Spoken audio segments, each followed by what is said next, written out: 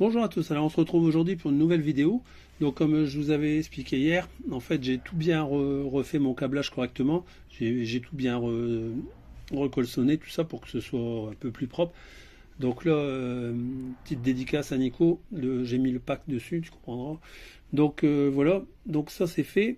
J'ai encore donc là j'ai encore mon câblage à refaire. Donc là aussi à mon radiateur, ce que j'ai fait en fait, c'est que j'ai préparé deux pattes de fixation parce que les supports qui sont fournis avec les radiateurs comme j'ai pris là, ça c'est le support qui est fourni avec. Ben en fait les pattes elles sont trop longues, j'avais mis une écope d'un côté et en fait je suis écarté au moins de presque ça d'écart. Donc comme comme il y a quelqu'un qui l'avait souligné dans les commentaires, je suis vraiment près de la roue, je le savais, je l'avais vu.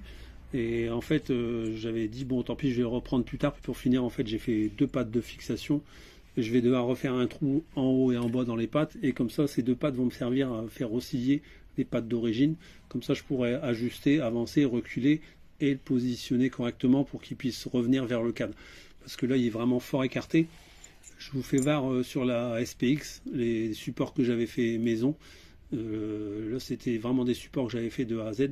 Et vous allez voir, c'est vraiment plus près du cadre. Donc là, comme vous pouvez voir sur la SPX, je suis vraiment plus près du cadre. Et là, j'ai un espace assez conséquent entre le garde-boue et le radiateur.